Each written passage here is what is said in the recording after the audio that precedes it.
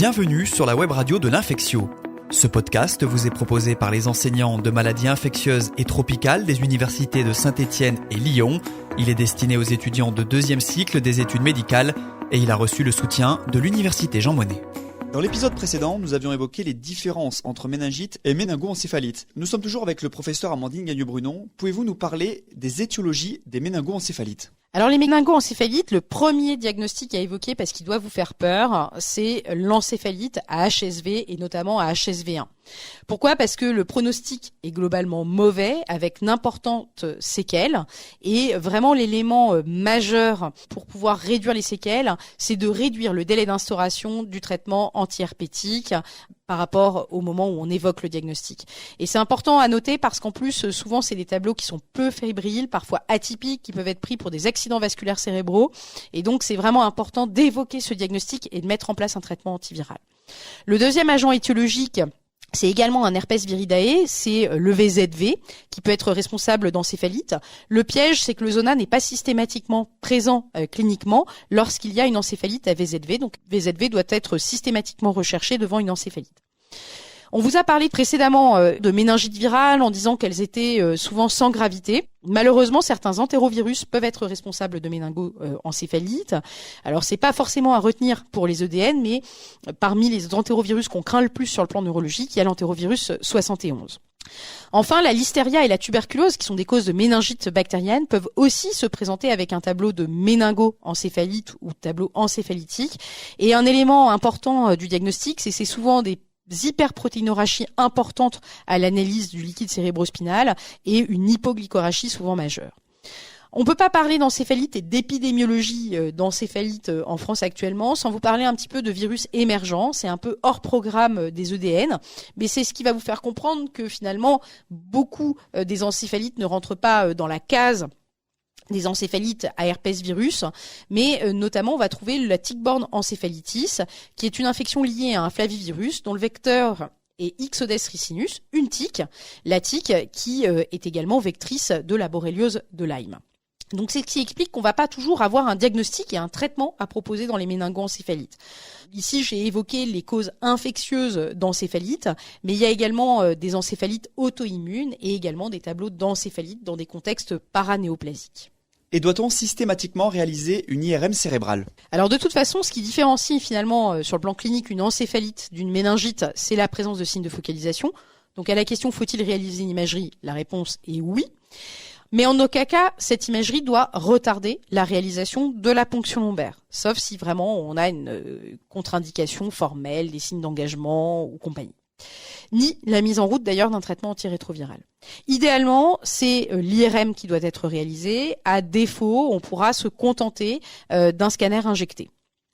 Il faut également réaliser potentiellement un électroencéphalogramme pour s'assurer qu'il n'y ait pas de crise épileptique.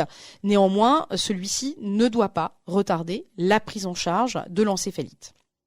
Dans les méningo-encéphalites herpétiques, l'anomalie typique qu'on va rechercher en IRM, c'est un hyposignal T1 et un hypersignal T2 d'un lobe temporal. Et ça, c'est très évocateur d'encéphalite herpétique. Et quels autres examens réaliser ? Alors on réalisera de manière assez systématique une numération formule plaquettaire, un ionogramme, une CRP, mais on n'oubliera pas devant un tableau d'encéphalite de réaliser une sérologie VIH.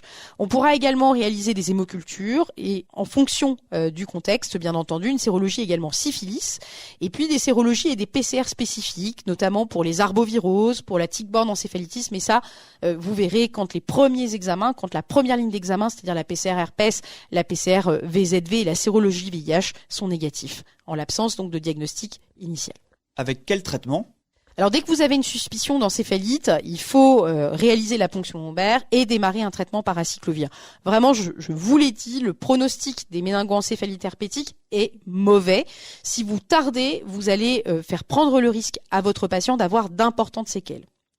À noter aussi que dans les premiers jours d'évolution d'une encéphalite herpétique, la PCR-HSV peut être négative dans le liquide cérébrospinal. Donc il ne faut pas hésiter, si cette ponction lombaire a été réalisée avant un délai de 4 jours par rapport à l'apparition des signes cliniques, à la contrôler.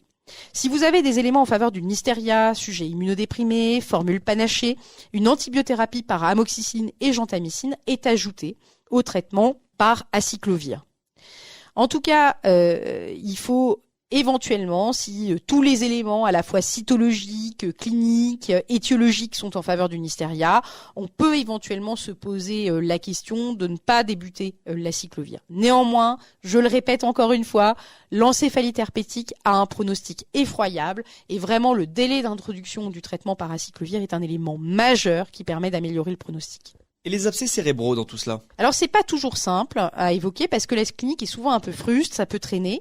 Alors leur découverte se fait souvent lorsqu'il y a des signes de focalisation, troubles sensitivo-moteurs, troubles de la parole, et donc on va finalement les découvrir sur l'examen d'imagerie.